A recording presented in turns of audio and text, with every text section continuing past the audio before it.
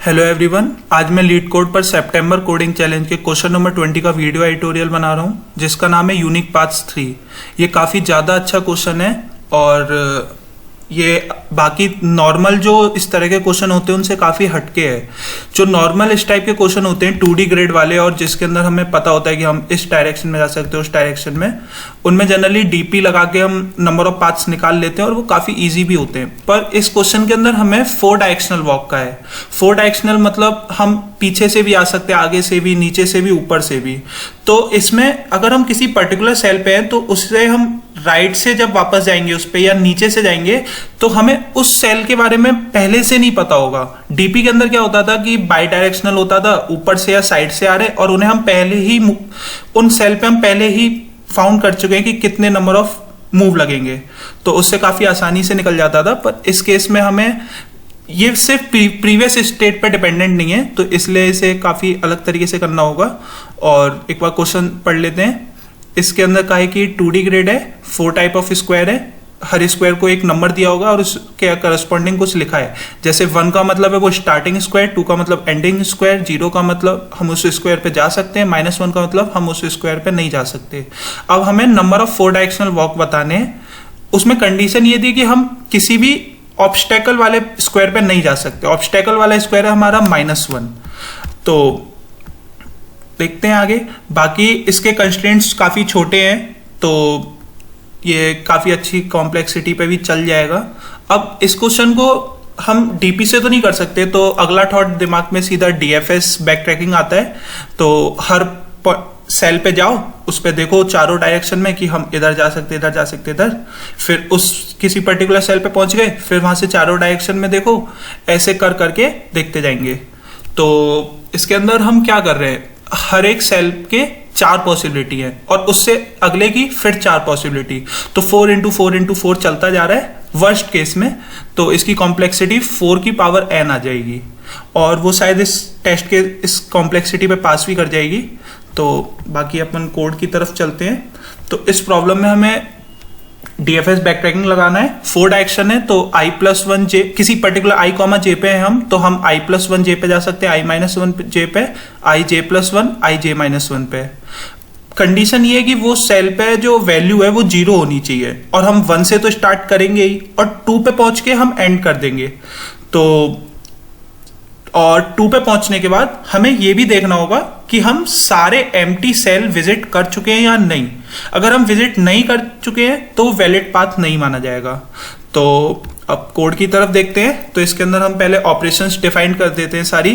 तो ऑपरेशन 1 जैसे होगी, ऑपरेशन 1 4, इसके अंदर 1 होगा, -1 होगा, 0 होगा, 0 होगा। सिमिलरली ऑपरेशन 2 कर देते हैं 4, इसके अंदर भी 1 वो 1 के करस्पॉन्डिंग 0 होगा, -1 के करस्पॉन्डिंग 0 और 0 के करस्पॉन्डिंग 1 और 0 के करस्पॉन्डिंग -1। बाकी इस क्वेश्चन में हमारे पास 2 तरीके करने के। हम जो ये वाला जो पार्ट है जहां पे हम चेक कर रहे हैं कि सारे सेल विजिटेड है या नहीं, उसे या तो हम n² का लूप चला के चेक कर सकते हैं या फिर हम पहले से स्टोर करके रखें। तो n² का लूप चला के करूंगा मैं इस क्वेश्चन में, क्योंकि 4 की पावर n + n² है तो कुछ फर्क पड़ेगा नहीं। बाकी रिकमेंडेड ये है कि उसे स्टोर कर लेना चाहिए। यहाँ पे अगर करूंगा तो काफी कॉम्प्लिकेटेड हो जाएगा। तो आगे चलते हैं। बाकी अपन को इनपुट दिया है और उसके बाद अब हमें क्या देखना होगा, पहले हमें टारगेट सेल देखना है, मतलब कहां से हमें स्टार्ट करना है। तो उसके लिए पहले नॉर्मल लूप चला लेते हैं, int i = 0। पहले n और m स्टोर कर लेते हैं। n मतलब नंबर ऑफ रोज, a.size, और नंबर ऑफ रोज मतलब a(0)size, ni++।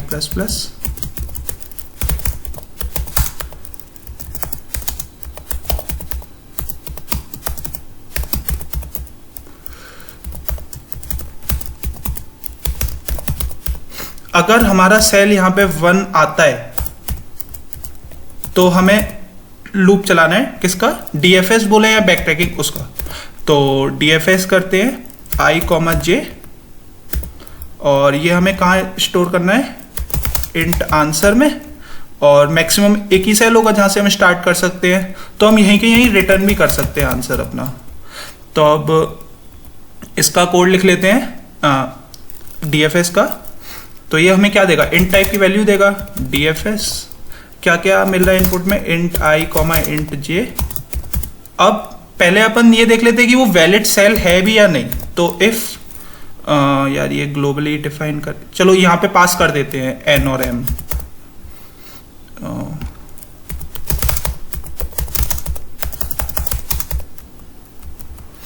तो क्या होना चाहिए, हमारा जो i है वो ग्रेटर देन इक्वल टू 0 होना चाहिए, and i less than n होना चाहिए, एंड हाँ j हमारा ग्रेटर देन इक्वल टू 0 होना चाहिए, और j हमारा लेस देन m होना चाहिए, प्लस जो हमारा वो सेल है वो -1 नहीं होना चाहिए। a of ij not equal to -1। अगर इक्वल टू -1 है तो क्या होगा, रिटर्न कर जाएगा। तो इसे ऐसे कर लिया। बाकी एल्स के केस में रिटर्न 0। तो अब इसके अंदर देखते हैं, इसके अंदर अगर वो सेल अपना फाइनल डेस्टिनेशन पॉइंट है, मतलब a of i j equal to 2 है, तो क्या चेक करना था हमें कि वो सारे एम्प्टी सेल्स विजिट कर चुका है या नहीं। तो इसके लिए हम लूप चला लेंगे normal, for int i equal to 0 i less than n i plus plus.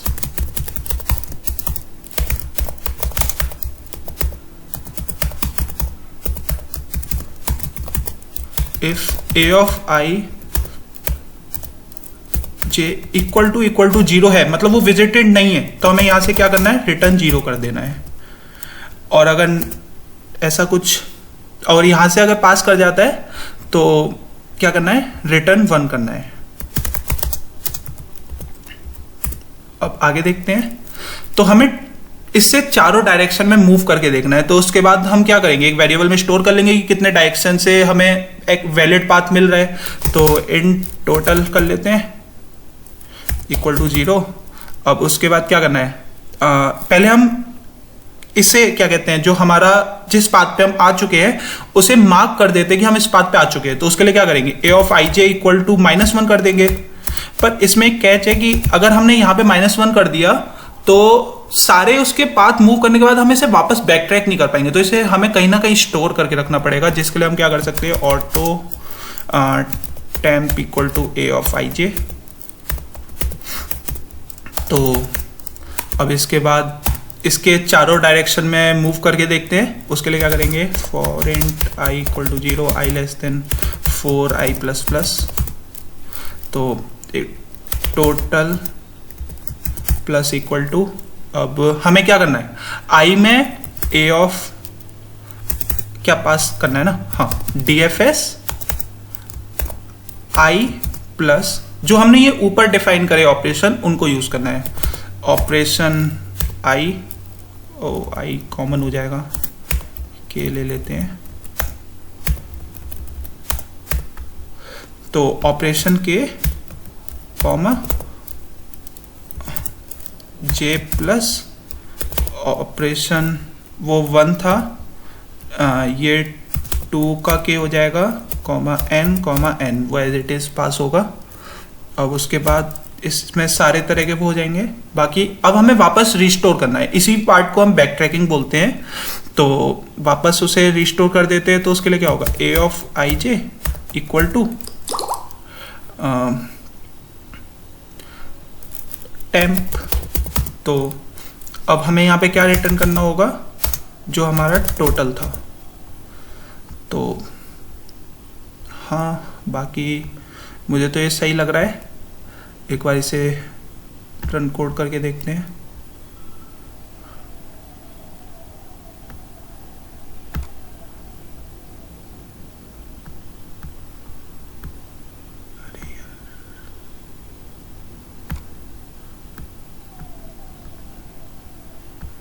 Compilation this problem, अरे यार ये वो नहीं हुआ।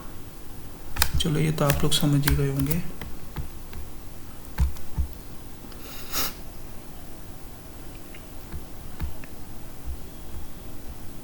हाँ, ये हमने a भी पास नहीं करा, यहाँ पे a को भी पास कर देते हैं।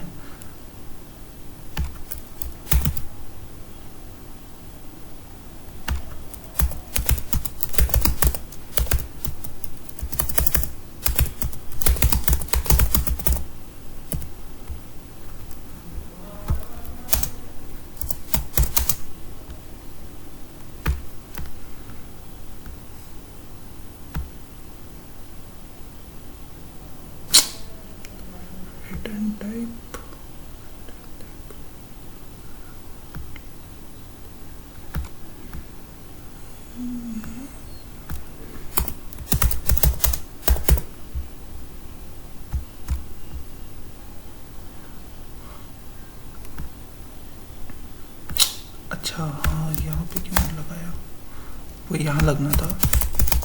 अगर कोई हमें स्टार्टिंग पॉइंट ही नहीं मिलेगा तो आंसर 0 हो जाएगा ना उस केस में। तो ये वाला टेस्ट केस तो पास हो गया है। अब इसे सबमिट करके देखते हैं।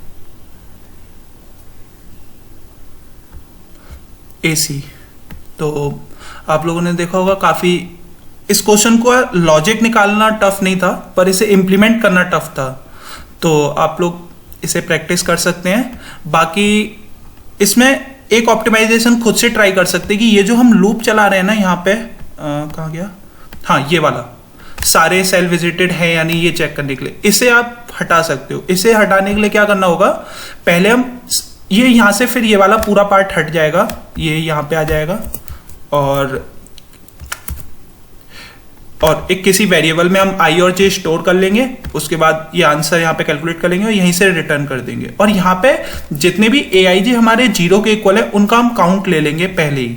और उसके बाद जैसे जैसे हम किसी aij पे जाएंगे जो 0 है तो उस पे हम क्या कहते हैं, काउंट को माइनस करते जाएंगे। और जब भी हमारा aij इक्वल टू 2 आएगा यहाँ पे तो हम चेक कर लेंगे कि वो नंबर ऑफ 0 काउंट्स जो है वो 0 के इक्वल हो गए या नहीं। अगर 0 के इक्वल हो गए तो ट्रू है, वरना फॉल्स है। तो 0 के इक्वल या लेस देन 0 बोले, पर 0 के इक्वल ही होगा यहाँ पे। तो बस बाकी इस कोड का लिंक मैं डिस्क्रिप्शन में दे दूंगा। और थैंक यू।